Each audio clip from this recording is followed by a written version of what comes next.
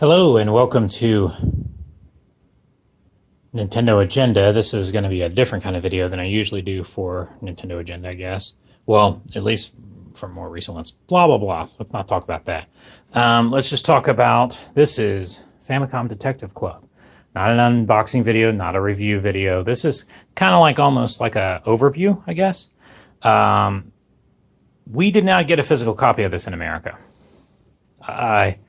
They gave the fanfare to this, which I'll show you real quick, the Fire Emblem 30th anniversary, but not in America for Famicom Detective Club, which I think they could have grown it, especially with a lot of the P and PS Vita developers that make visual novels have been moving over to Switch, especially in Japan, but this is also something that they've been pushing here in America for manga and anime fans and blah, blah, blah. That's a whole other topic, but I don't know why they didn't make a physical copy. But the first thing I want to get into was originally these games were for the Famicom disk system, which when I turn around here to my Metroid shrine, you'll see I got a Famicom disk version of Metroid, my favorite game franchise. And then this is the Game Boy Advance Classic series, which they made it look like the Famicom disk system. Anyways, the reason why I talk about this is an original promo. I've got it as a poster up here. The light is shining directly on it. Let me see if I can turn the light off here. And it says, it's got the little discoon down there for the Famicom disk system. And on the back of it, there is going to be advertisements for other disc games like The Legend of Zelda and Super Mario Brothers 2. So those were games that came to the Famicom disk system. Back to the topic of this video, which is Famicom Detective Club. That was an advertisement for the disk system, and likewise here is the back of that with advertisements. I imagine that this is the way it was originally. There's Metroid right there. That it was originally when they had these pamphlet / mini posters for both of these games, and that's what these are supposed to be, like replicas of those. And they do fit. They are the exact same size as the original ones, because like I said, I got an original one from Metroid, and you can see right here, size comparison. I mean, this is spot on to what the Metroid one was. So that's cool that they added that. They also have an art book. The first thing I flipped through to try to find in the art book is near towards the back. They do talk, I flipped right to it, about the Famicom disk system versions of the game, which is nice when you go to play the game. Played it a little bit, even though I can't read Japanese, and it is only Japanese. If you buy the eShop, or not eShop, but the, well, I guess it's eShop, the Nintendo Shop versions of the game, the digital only games in America, you do get the English text, but it is spoken in Japanese. But with the this Japanese one, there is no English at all, so that kind of stinks. Anyways, these are the Super Famicom remakes. I can't remember if they were remakes of the Famicom disk system ones or if they were sequels to. I want to say that they were like remakes. But as you can see, they had updated the visuals for Super Famicom as opposed to the Famicom disk system. And you'll see here they acknowledge, because this is the actual box art, if it'll focus. I can't get it to focus. Wow, that is blurry as all get out. Okay, anyways, that this is a Satellaview game. Now, these were Satellaview cartridges that you could store your games to, that you downloaded from the Satellaview service. But other than that, it does feature the art from the original games. Well, some of the art from the original games. but mainly art from the new ones.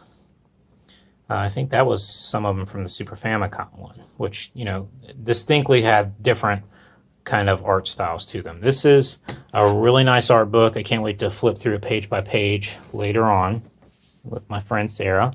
This is the box itself that it's contained in, and this was the bag that was around that. This was around this, and you got to be careful because there was a little sticky thing there. I don't know if the warning was for the sticky or if it was just for this, but that wrapped around the book.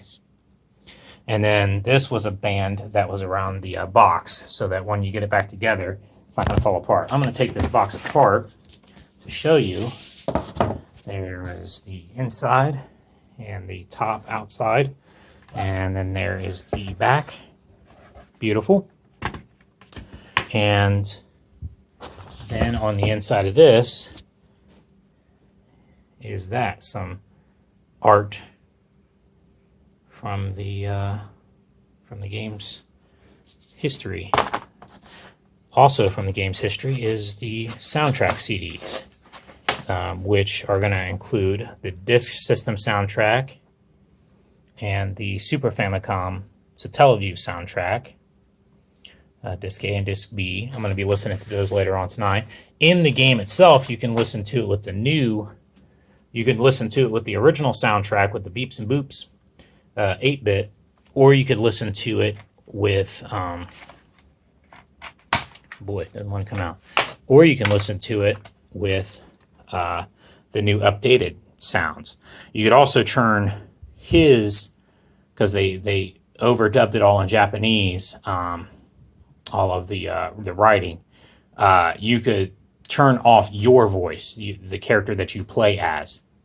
You can turn off their voice and only hear the people who are talking to you. It's kind of like, you know, Zelda style, where everybody talks except for Link, which is kind of, it's kind of cool that way. But so that was nice. And here's the inside, which you could actually, it's a reversible cover. And then the cartridge, it is an actual cartridge. It's not coated in the box like it was with Fire Emblem here in America. It was, or it is, a,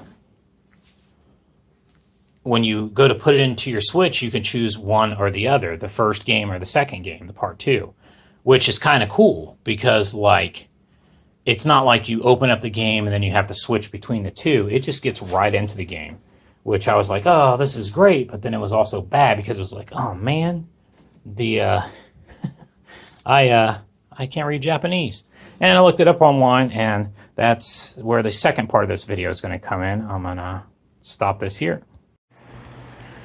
So now the second part of this video, turn off this fan here. I showed you kind of an overview of what's inside the box for Famicom Detective Club.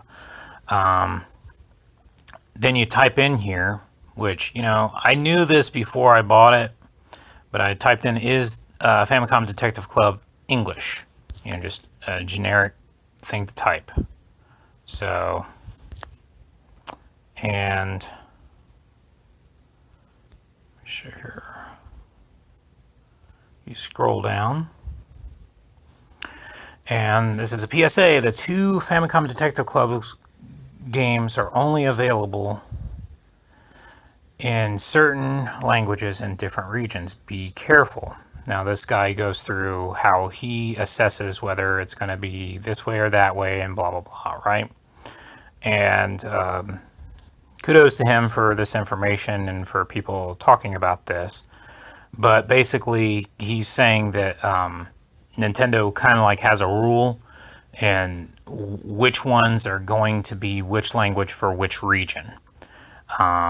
And then to further drive that point home, because the point that I'm trying to make is that this is not going to be in English. So if you have imported this, or you're planning on importing this as a physical copy, guess what?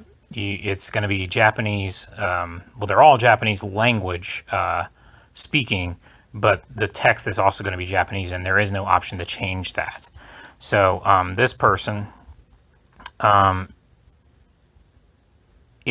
like you can go to like language support from Nintendo.co.jp, which is their Japanese site, and /lang. You can search and see what languages are supported by Nintendo's own games. Well, guess what? They're not even on there. It's like as if they were completely curbing this issue. But this guy found through the digital, through the serial numbers, because I tried to type it in even and I couldn't find it, and I tried to do a search in Nintendo.co.jp, and there it is. Right here, it's saying supported languages, and as you can see, you can't click on any of these, none of these. But then there it is. I guess it's gotta have, it's Japanese, and it's got probably regular and simplified Chinese. So that is it. There is, for these physical, and even the downloadable ones from Japan, do not have support for English or any other language. So, and then as it says here, he showed that was the first game. I mean, you buy them separately in some regions, or you buy them together in other regions, or if you bought it physically, they both come together. It shows again that only Chinese and Japanese are supported. So ain't that a bitch? So let's go to YouTube though. There are still ways to play this in English. Of course, I mean, you could double dip, which only goes to prove I don't like double dipping, and I don't like supporting digital when they have physical. I don't like that. And if they go, well, they can only get it this way, so I don't know if it was the master plan all along to like, oh, real fans will buy the physical copy like me, but they won't be able to play it, so they will also double dip and buy the downloadable one in America only, blah blah blah. See, that's just wrong. I really hope that's not what the mentality was. I don't think that was. I think the mentality was, this is a bigger risk game. Maybe Fire Emblem didn't sell as well as they thought that it was going to, so they were like, ooh, let's not bring this physically out in other regions. Let's only do physical in Japan. Blah, blah, blah. There are playthroughs, and these are people playing the Americanized version of the game. Now, when you open it up in Japanese, I like this guy, AJ Brun, because he does not speak over this. And here I am speaking over him, over his video. But you go to YouTube and you do a search for walkthrough. And as you can hear, it is Japanese spoken language, but the text is in English. There are also other ways to play this game, by the way, through naughty emulators and stuff. And there are translations, fan translations. I imagine someday in the future they'll take these cutscenes, which are very beautifully animated for a visual novel type game, and overdub them in Americanese, I guess. I don't know. That could be a possibility. But who knows, Nintendo may take these videos down, like, oh, how dare you do the walkthrough for, well, they're visual novel games, Once you kind of see them, it's done. Beautiful. Here's an advertisement that we don't want to see. Unapologetic. Get out of here. All right, so he goes to pause this really quick, and then you'll see the options. So like if you've got the Japanese one, you will see. Let's see here. It's pretty soon in the video, so like right about here, I think he does it. I'm gonna pause it so that you can see. Change settings. I did figure this part out so far, but of course, now it's the wrong thing here.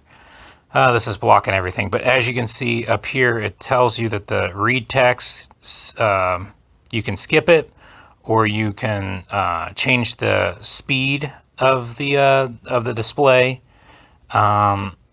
And then you could have the protagonist voice, your character that you're playing as, on or off, which is nice. You can change the background music to the arranged, which is the orchestrated, the newer one, or you could have it as the original Famicom one. Famicom disk system, I guess, though.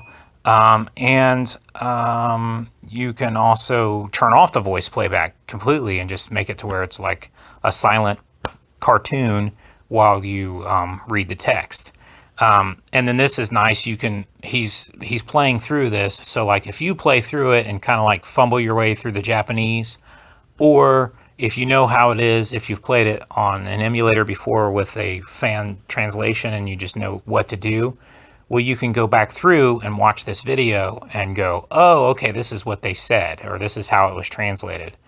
Nintendo has some pretty cool translation technology. I don't know why they didn't apply it to this.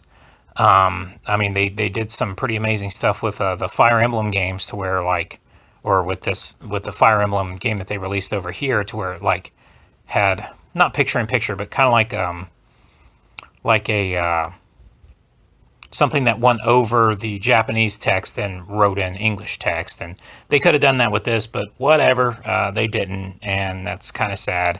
And I'm not going to double dip, because they need to learn that they can't be rewarded for basically making people double dip by getting it both physical and digital. There's enough companies that do that already. Wink, wink, Konami, cough, cough, Capcom. So it's bad when they do that. So we don't want to reward that bad behavior. And that gives all the more credence for people to emulate the stuff and do fan translations and stuff like that. So thanks for watching. I just wanted to get this information out there to people who did not know that if you buy the Japanese physical release of it, you cannot play it in English at all. I don't think that they're going to update it either. It would be nice if they did. Maybe if there's enough outcry, they might, but I don't think that they're going to. Even the site kind of skirted you being able to find whether you could even play it in English or not from Japan. And they even, I mean, it's bold letters, Chinese and Japanese only. And when you buy it from Play Asia, there was no Asian option, because a lot of the Southeast Asian games that you can import, in case you didn't know this, do support English, because there's a lot of people that speak English in Southeast Asian countries, especially Thailand and stuff, where Singapore and places like that, where there's a lot of like Army, Navy, the armed forces from around the world, you know, that are in bases there. So, I mean, they have to have it in other languages besides just the local native languages there. And, I mean, there's a lot of physical releases that Southeast Asia gets that America, the largest region, or the largest gaming, that's where the money is. But yet they still don't even distribute the stuff here. I mean, I guess it is kind of easier to distribute it there in Southeast Asia, but whew, just... You know, if you're a Play Asia person, this is another thing too. I'm glad Play Asia, I mean, they were pretty upfront that it was not going to be in English. I mean, it said, make sure you want to get this or not. But I just didn't want to miss out on it, so I bought it. But I have to say, they didn't give me a coupon this time, and this was an expensive game. It's going to only get more expensive, especially this physical copy. But this is just information out there for you guys if you did not know this. So thanks for watching, and hope this helped somebody.